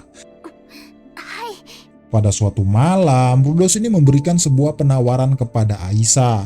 Rudeus ini merasa khawatir melihat adiknya terlalu kelelahan dalam bekerja. Tanpa basa-basi, Aisyah langsung meminta kepada Rudeus untuk dibayar atas kerja kerasnya selama ini. Rudeus pun menemani Aisyah membelanjakan uang gajinya di kota. Aisyah lantas membeli beberapa pot untuk menanam benih bunga yang dikumpulkannya dalam perjalanan. Dia juga membeli selembar kain gorden sembari menjual nama kakaknya untuk meminta potongan harga kepada Pak Penjual. Mendengar nama Rudeus Grerat yang telah diakui oleh Putri Ariel dari Kerajaan Asura, Pak Penjual pun luluh dan benar-benar memberikannya diskon. Sekembalinya di rumah, Aisyah lantas memasang gorden tersebut di kamarnya. Pada keesokan harinya, Rudeus pergi ke tempatnya Nanahoshi. Nanahoshi nampak serius memikirkan kriteria untuk memanggil benda organik dari dunia asalnya. Kriteria ini harus sangat spesifik agar memberikan hasil yang memuaskan. Jika cara ini berhasil, mungkin saja Nanahoshi bisa kembali ke Jepang dengan selamat. Gadis itu pun berjanji memberikan hadiah besar kepada Rudeus jika rencana ini berjalan sukses. Sementara itu, Zanowa berhasil membuat action figure dengan caranya sendiri. Dia pun memberikan hadiah figur tersebut kepada Julie, hingga membuat gadis kecil itu begitu senang. Beberapa saat kemudian, Rudeus mendatangi Cliff di akademi. Keduanya terlihat serius membahas bagaimana cara meringankan gejala kutukan yang diderita Elinadice. Kehidupan Rudeus pun berjalan dengan begitu nyaman. Pemuda itu bisa meluangkan waktunya untuk berolahraga, berlatih pedang, serta selalu membersamai orang-orang yang dicintainya. Keluarga dan teman-temannya benar-benar begitu baik dan juga peduli. Ini adalah hal yang sangat berharga dan tidak bisa didapat pada kehidupannya yang lalu. Kebahagiaan Rudeus pun semakin tidak terbendung setelah dia mengetahui kalau istrinya tengah mengandung. Dia pun berterima kasih dan memeluk istrinya dengan begitu erat. Saking bahagianya, Rudeus ini bahkan tidak kuasa menahan air matanya. Nah, pada malam harinya, Nor mengucapkan selamat atas kehamilan Sylvie. Aisyah lantas menjelaskan bahwa Putri Ariel meminta Sylvie untuk libur atau mengambil cuti setidaknya 2 tahun ke depan. Elina Lise pun menawarkan diri untuk menggantikan posisi Sylvie dan mengawal Tuan Putri Ariel. Semuanya lantas makan bersama dalam balutan suasana yang begitu hangat. Rudeus pun bercita-cita bahwa suatu hari nanti seluruh keluarganya bisa duduk dan berkumpul makan bersama di dalam rumah besarnya ini. Namun keesokan harinya Rudeus ini nampak kaget setelah menerima surat dari Gise bahwa ayahnya meminta bantuan karena begitu kesulitan dalam menyelamatkan ibunya. Scene pun akhirnya berpindah ke alam mimpi di mana Rudeus berjumpa kembali dengan dewa manusia. Tentu saja, Rudeus ini langsung bertanya kepada sang dewa manusia apa tentang maksud dari suratnya Gise sebelumnya. Sang dewa manusia sudah mengingatkan kalau Rudeus akan menyesal jika memaksa pergi ke benua Begarit. Bahkan hingga saat ini, peringatan itu tidak pernah berubah. Faktanya hingga saat ini, Rudeus selalu saja bahagia dan tidak pernah mengalami nasib buruk. Rudeus mengalami perkembangan yang baik, sembuh dari penyakit buruk, dan menjadi dekat dengan adik-adiknya. Ditambah lagi bisa menikah dan akan memiliki momongan. Walau demikian, Rudeus ini merasa kalau dewa manusia telah menipunya agar tidak berangkat menuju benua Begarit. Rudeus merasa harus melakukan sesuatu karena keluarganya sedang dalam bahaya. Walau sudah memohon-mohon, namun dewa manusia tetap tidak mau membeberkan alasannya mengapa Rudeus tidak boleh pergi ke benua Begarit. Setidaknya Rudeus tidak ingin menyesal dan memiliki pertimbangan sebelum melangkah lebih jauh. Namun sang dewa manusia kembali mengingatkan bagaimana nasib anak Rudeus jika dia memaksa pergi. Hal ini pun membuat Rudeus serba salah dan sulit mengambil keputusan. Apapun pilihannya, pada akhirnya Rudeus akan tetap menyesali setiap keputusannya. Sang dewa manusia pun tetap ngotot agar Rudeus tidak memaksakan diri menuju benua Begarit. Akhirnya Rudeus mengalah dan akan mengikuti saran dewa manusia. Rudeus pun terbangun dari mimpinya dan dia pun merasa kalau omongan dewa manusia memang ada benarnya. Sekeras apapun berpikir, Rudeus tidak bisa mendapatkan jawaban yang pasti. Sylvie menyadari kalau suaminya tidak tenang karena surat dari Gise. Namun Sylvie meminta agar Rudeus tidak terlalu banyak pikiran. Apalagi kedua adik-adiknya juga tidak tenang karena khawatir dengan keadaan Paul. Namun Rudeus telah memutuskan kalau dia akan tetap di sini menemani Sylvie apapun yang terjadi.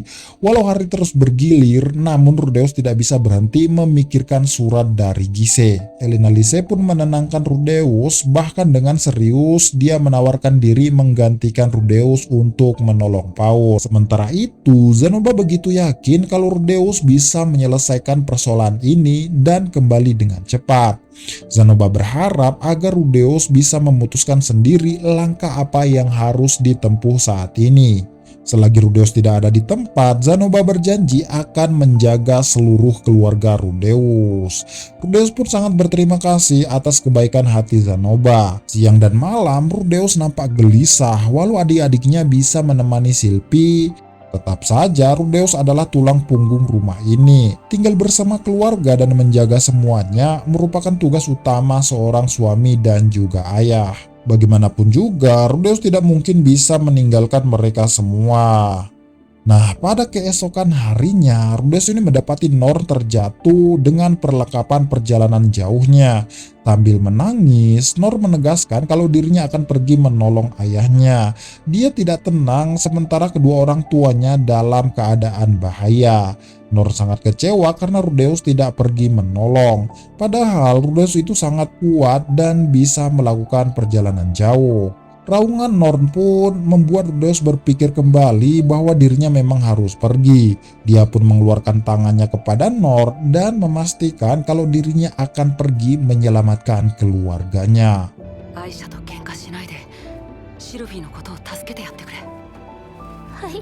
Rudeus memang sudah memutuskan pergi ke benua Begarit. Tapi dia agak khawatir jika Sylvie tidak merestuinya. Sebenarnya Elina Lise telah mengingatkan Rudeus untuk tidak berangkat, namun tetap saja Rudeus merasa tidak tenang. Melihat kegelisahan Rudeus, Elina Lise pun mengalah dan mengajak Rudeus untuk pergi ke benua Begarit bersama. Tentu saja Rudeus ini sangat berterima kasih kepada Elina Lise. Perjalanan menuju Begarit membutuhkan sekitar 8 bulan untuk sekali jalan. Jadi untuk pulang pergi dibutuhkan waktu sekitar 16 bulan. Oleh karena itulah Rudeus harus berpamitan dengan serius kepada semua teman-temannya. Dia lantas mendatangi Nanahoshi dan menyampaikan maksud kepergiannya ke kota Labirin Rapan benua Begarit. Melihat waktu perjalanan yang cukup panjang, membuat Nanahoshi cukup terkejut. Rudeus pun hanya bisa meminta maaf, padahal sebelumnya dia sudah berjanji untuk membantu Nanahoshi menyelesaikan penelitiannya. Sebelum Rudeus pergi, Nanahoshi memberikan sebuah benda penting, di mana itu adalah sebuah peta yang memuat lokasi lingkaran sihir teleportasi yang tersebar di seluruh dunia. Dan tentu saja halaman yang dibuka Rudeus itu adalah lingkaran sihir teleportasi dari Saria menuju benua Begarit. Jelas saja Rudeus ini sangat terkejut. Nanahoshi lantas menjelaskan kepada Rudeus tentang dan cara menempuh perjalanan ke benua Begarit sesingkat mungkin.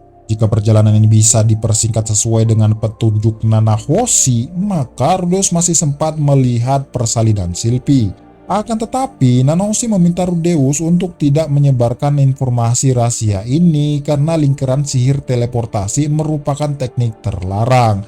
Jika ada negara lain yang mengetahui informasi ini, maka lingkaran sihir tersebut akan segera dihancurkan. Rudeus pun sangat berterima kasih atas bantuan penting Nanahoshi ini. Nanahoshi pun tidak masalah dan dia malah menganggap telah membayar hutang kebaikan Rudeus sebelumnya. Walau demikian, gadis itu tetap berharap Rudeus bisa segera kembali dan membantu penelitiannya. Nah, pada malam harinya, Rudeus ini nampak menyampaikan keinginannya untuk menolong kedua orang tuanya kepada Sylvie. Tanpa banyak protes, Sylvie pun langsung menyetujuinya. Rudeus pun menenangkan Sylvie dan dia berjanji akan segera pulang setelah urusannya selesai. Rudeus juga meminta Aisyah dan Norn untuk saling membantu selama dirinya tidak ada di rumah. Keesokan harinya, Rudeus ini berpamitan pada semua kenalannya di akademi. Dia juga mengajukan cuti kepada Pak Genius dan bahkan diberikan izin meminjam buku tentang teleportasi serta benua Begarit untuk sekedar berjaga-jaga. Ketika persiapan sudah benar-benar selesai, Rudeus dan Elina Lise berpamitan pada semuanya. Elina Lise pun meminta Sylvie tenang karena dialah yang akan menjaga dan melindungi Rudeus dalam perjalanan ini. Walau tetap berusaha tegar, namun tetap saja Sylvie ini tidak mampu menahan air matanya melihat kepergian suaminya. Perjalanan pun akhirnya dimulai, di mana Rudeus dan Elina Lise pergi dengan menunggangi kuda. Keduanya pun terpaksa berhenti di pinggiran hutan karena kuda yang mereka tunggangi tidak bisa melewati hutan tersebut. Ketika telah memasuki hutan yang cukup dalam, Elina Lise menemukan sebuah monumen batu sesuai informasi dari Nanahoshi. Rudeus lantas melepaskan segel penghalang monumen batu tersebut hingga memunculkan sebuah bangunan kuno di depannya. Keduanya pun memasuki reruntuhan tersebut dan setelahnya menemukan lingkaran sihir teleportasi yang menyala terang. Untuk memastikannya, Rudeus segera membaca sebuah jurnal tentang perjalanan labirin teleportasi. Disinilah dia memastikan bahwa lingkaran sihir di hadapannya itu memang teleportasi dua arah. Rudeus dan Elina Lise pun menginjak lingkaran sihir sambil berpegangan tangan satu sama lain. Saat itulah dalam sekejap mata keduanya langsung berpindah di tempat yang sangat berbeda. Jelas saja keduanya begitu kaget dan seakan tidak percaya bisa berteleportasi secepat itu. Bahkan kembali berteleportasi untuk memastikan bahwa lingkaran sihir itu berfungsi. Setelah itu, keduanya pun keluar dari reruntuhan dan kini mereka meyakini bahwa tempat ini adalah benua Begarit. Mereka pun terus berjalan pelan menyusuri padang pasir yang luas di bawah panasnya sengatan terik matahari. Parahnya, keduanya harus bertarung melawan monster mengerikan yang menyerang tidak terduga siang dan malam. Setelah itu, keduanya pun kembali melanjutkan perjalanan, dan dengan usaha yang ekstra keras, akhirnya mereka benar-benar sampai di kota Labirin Rapan. Setelah melangkahkan kakinya di kota Labirin Rapan, Rudeus kembali fokus untuk segera menemukan rombongan ayahnya. Untuk itulah, Elinalise ini menyarankan agar Rudeus segera pergi menuju markas guild petualang. Sesampainya di guild petualang, tanpa disangka Rudeus dan Elinalise langsung bertemu dengan Gise. Gise terlihat sibuk membujuk para petualang lain untuk membantunya. Ketika menyadari kehadiran Rudeus dan Elinalise, Gise sungguh tidak menyangka kalau keduanya bisa datang secepat ini. Elinalise sendiri tidak ingin basa-basi dan dia langsung menanyakan bagaimana kondisi Zenith. Gise pun mengungkapkan kalau kondisinya saat ini sangatlah buruk. Walau sudah lama tidak bertemu Rudeus, Gise mengakui kalau saat ini bukanlah waktu yang tepat untuk mengenang masa lalunya bersama Rudeus. Dia pun segera bergegas mengantarkan Rudeus dan Elinalise ke tempatnya Paul. Sebelum menemui Paul, Gise mengingatkan kepada Rudeus dan Elinalise bahwa kondisi Paul saat ini begitu buruk. Jadi untuk saat ini Gise berharap agar Rudeus dan Elinalise tidak banyak berulah di depan Paul. Paul pun nampak linglung mendapati sosok Rudeus berdiri di hadapannya. Dia merasa bermimpi karena sudah lama sekali tidak bertemu dengan putra pertamanya itu. Paul pun segera memeluk Rudeus dan meminta maaf. Sebagai seorang ayah, dia merasa sangat payah karena tidak bisa menyelamatkan Zenith. Dia juga tidak bisa mewariskan apa-apa kepada Rudeus. Rudeus sendiri begitu bersyukur bisa datang. Jika keadaan Paul seburuk ini, kehadiran Rudeus pasti akan sangat membantu. Rudeus pun meyakinkan ayahnya bahwa semuanya pasti akan baik-baik saja. Melihat Rudeus yang berpikiran dewasa dan hendak memiliki seorang putra, jelas saja membuat Paul sangat terharu. Dia pun meneteskan air matanya seraya mengungkapkan harapan-harapan besarnya. Setelah itu, Paul mendatangi Elinalise dan segera meminta maaf atas kesalahannya di masa lalu. Elinalise pun memaafkan Paul dan keduanya saling berjabat tangan tanda perdamaian. Paul sangat berterima kasih karena Rudeus dan Elinalise datang serta menjawab surat permintaan tolongnya. Ia lantas menjelaskan kondisi Zenith di mana ibunya Rudeus itu nampaknya terperangkap di dalam labirin yang berada 1 hari perjalanan dari kota ini. Paul pun tidak mengetahui apakah Zenith masih hidup ataukah sudah meninggoy, karena wanita itu sudah sangat lama tertahan di sana. Menurut jaringan informasi Gise, bisa dipastikan kalau ada seorang yang begitu mirip dengan Zenith di dalam labirin kuno yang begitu merepotkan. Parahnya, dalam setahun ini, Paul dan partiannya tidak bisa menembus labirin itu, dan bahkan dia sudah memanggil 4 ahli penjelajah labirin, tapi hasilnya zong. Sesaat kemudian, Talhen datang dan mengikuti penjelasan Paul. Namun sebelum itu, Rudeus nampak bertanya di mana keberadaan gurunya alias Roxy. Disinilah semua orang terlihat sedih dan tidak bisa berkata apa-apa. Paul pun menjelaskan kalau Roxy terperangkap di dalam labirin sebulan yang lalu. Rudeus benar-benar tegang dan tidak ingin mendengarkan kabar kalau Roxy telah tiada. Untungnya Paul berkata kalau Roxy hanya menghilang karena menginjak lingkaran sihir teleportasi. Jadi kondisi Roxy saat ini masih belum bisa diketahui. Rudeus pun menenangkan dirinya dan dia meminta Paul untuk melanjutkan penjelasannya. Ternyata labirin yang dimaksud Paul adalah salah satu labirin terburuk dengan tingkat kesulitan S, yaitu labirin teleportasi. Rudeus pun segera mengambil buku yang dipinjamnya dari akademi, di mana nyatanya buku itu adalah catatan petualang yang sudah menelusuri labirin teleportasi hingga lantai terdalam. Setelah membaca buku tersebut, Gise benar-benar tidak menyangka kalau Rudeus bisa memiliki benda sepenting ini.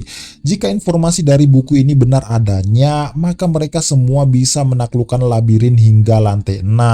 Hebatnya, hampir semua informasi yang dibutuhkan tertulis lengkap di dalam buku ini. Hal itu pun membuat Paul sangat bersemangat. Setelah membaca buku itu, Paul lantas meminta semuanya untuk bersiap dan membuat formasi. Pada malam harinya, Lilia menanyakan bagaimana kondisi dan kabar Aisyah di Ranoa. Rudeus menjawab kalau Aisyah sangat rajin dan bisa diandalkan dalam menyelesaikan tugas rumah tangga. Sementara Paul bertanya dengan siapa Rudeus menikah. Rudeus pun menjawab kalau dia menikah dengan Sylvie, teman masa kecilnya dari desa Buena. Ditambah lagi, ia akan memiliki momongan dan akan menjadi ayah. Paul pun cukup senang dan menepuk pundak Rudeus. Jika semua masalah selesai, mereka harus merayakan kebahagiaannya ini dengan meriah bersama-sama. Rudeus pun sangat senang mendengar tanggapan Paul yang begitu menenangkan. Nah, pada esok siangnya, semua orang tengah berkumpul di depan labirin. Tanpa membuang waktu, semuanya segera memasuki labirin sesuai dengan rencana yang telah ditetapkan. Beberapa saat kemudian, mereka tiba di ujung ruangan di mana para monster laba-laba menghalangi jalan menuju lingkaran sihir lantai 2. Paul dan Elinelsi pun bergerak bersama dan mengalahkan monster-monster itu. Sebelum ikut membantu, Talhen mengingatkan Rudeus untuk tidak menggunakan sihir api serta menyerang langit-langit. Penggunaan sihir api sangat berbahaya karena bisa memicu racun monoksida di seluruh ruangan. Sementara menyerang langit-langit hanya akan menghancurkan ruangan dungeon. Talhen lebih menyarankan Rudeus agar menggunakan sihir es saja. Paul dan Elinelsi terus berusaha menghalau para monster dengan berbagai serangan fisik. Namun, mereka sangat terbantu dengan sihir es Rudeus yang begitu kuat. Setelah para monster dikalahkan, Gise pun membaca buku dan memilihkan jalan yang benar menuju lantai selanjutnya. Setelah mengalahkan beberapa monster yang menghadang, Paul lantas meminta semuanya untuk beristirahat sejenak. Di sini Rudeus terlihat sangat mengagumi Paul. Paul nampaknya serius tapi juga tenang. Sejak di lantai pertama, Paul selalu bertanya bagaimana keadaan Rudeus. Saat berada di tengah perjalanan menuju lantai 3, langkah Rudeus tiba-tiba terhenti. Dia pun menepuk-nepuk dinding dungeon dan seakan merasakan hal yang janggal di baliknya. Di tempat lain terlihat Roxy ini mati-matian melawan para monster.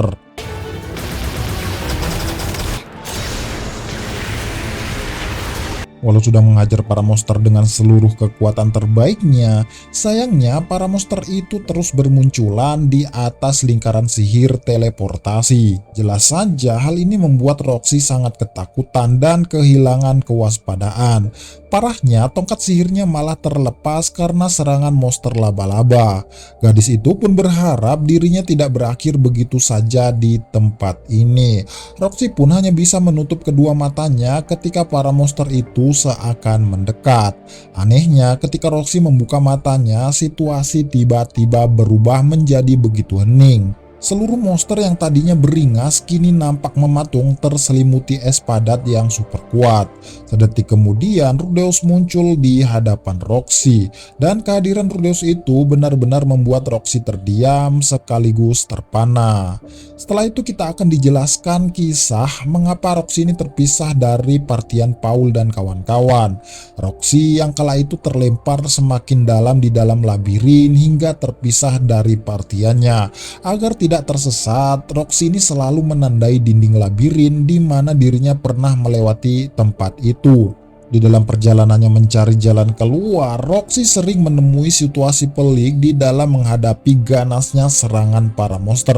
Sayangnya, lingkaran sihir teleportasi ini selalu mengirimnya ke tempat awal di mana dia menorehkan tanda-tanda di labirin. Sepertinya sangat mustahil baginya bisa keluar dari labirin mengerikan ini, apalagi saat ini energinya benar-benar sudah terkuras begitu banyak.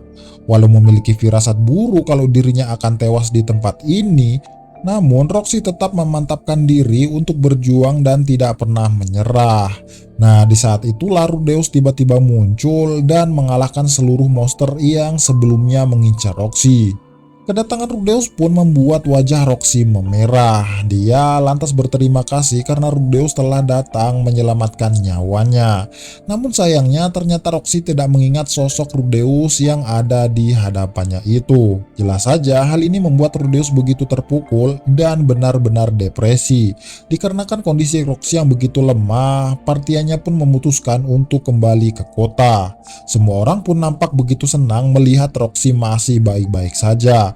Roxy pun harus beristirahat selama beberapa hari untuk memulihkan staminanya. Setelah kondisinya pulih, Roxy menemui member partiannya dan mengucapkan terima kasih. Namun, Paul lebih menyarankan Roxy untuk berterima kasih kepada Rudeus karena sebenarnya Rudeus lah yang berhasil membawa Roxy kembali. Tentu saja Roxy kembali berterima kasih kepada Rudeus. Setelah sekian lama tidak bertemu, Roxy nampak begitu kaku ngobrol dengan Rudeus. Disinilah Rudeus berharap Roxy memanggilnya dengan nama Rudy saja. Bagaimanapun, Roxy juga tetaplah guru yang sangat dihormati oleh Rudeus. Sesaat kemudian, Gise menyarankan agar party ini segera kembali ke labirin dalam waktu 3 hari lagi.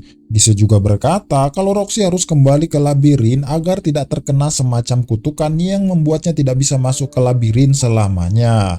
Paul pun menyetujui usulan Gise dan meminta semuanya bersiap dalam waktu 3 hari lagi. Paul juga menyerahkan buku labirin teleportasi milik Rudeus kepada Roxy untuk dipelajari. Singkat cerita, semuanya pun kembali ke labirin dan berhasil memasuki lantai 4. Kali ini musuh yang muncul jauh lebih kuat dan sulit dikalahkan. Namun dengan kerjasama yang begitu baik, 2 monster kesatria kelas A berhasil dikalahkan dengan begitu mudah. Setelah itu, semuanya pun harus berhati-hati agar tidak ada member yang terjebak seperti kasus Roxy sebelumnya. Walau lantai 4 bisa dimasuki dengan mudah, namun di dalamnya banyak sekali lingkaran sihir teleportasi. Semuanya pun mau tak mau harus menjelajahi satu demi satu lingkaran sihir tersebut demi menemukan Zenith. Akhirnya semuanya pun tiba di dalam ruangan Guardian, di mana di ruangan tersebut terdapat 3 lingkaran sihir. Gise pun memastikan bahwa penulis buku labirin teleportasi ini masih belum bisa menaklukkan ruangan ini. Mereka pun tidak berani mengambil langkah karena satu dari 2 lingkaran tersebut adalah jebakan. Rudeus pun meminta waktu pada ayahnya untuk melakukan penyelidikan dengan lebih dalam lagi. Sayangnya, walau sudah melihat 3 lingkaran sihir itu, tapi Rudeus masih kesulitan mencari solusi. Saat itulah Paul datang dan meminta Rudeus tidak memaksakan diri. Rudeus cukup yakin kalau ruangan ini bukanlah akhir dari lantai 4 dan bisa jadi masih ada rute lain yang harus dilewati. Namun Paul langsung menyangkalnya tanpa memberikan dasar yang bisa dipahami. Tanpa diduga, Rudeus malah teringat suatu yang begitu penting di mana dia merasa pernah melihat pola ruangan ini di tempat lain. Ya, betul sekali teman-teman, sangat mirip dengan runtuhan lingkaran sihir teleportasi yang sebelumnya digunakan Rudeus dan Elina Lise menuju benua ini. Melihat kejanggalan yang ada, Rudeus lantas meminta Gise untuk memeriksa lantai di ruangan ini. Tanpa banyak bertanya, Gise pun memeriksa setiap jengkal lantai dengan gagang belatinya. Dan benar saja, dia sungguh tidak menyangka kalau di lantai ini terdapat sebuah rongga. Tanpa basa-basi, Rudeus langsung menghancurkan lantai dan menemukan sebuah tangga rahasia di bawah tanah. Semuanya pun sangat senang dan memberikan pujian kepada Rudeus. Namun anehnya, di dalam ruangan bawah tanah itu terdapat satu lingkaran sihir teleportasi yang begitu unik. Warnanya merah muda menyala dan sangat berbeda dengan lingkaran sihir teleportasi yang umum ditemui.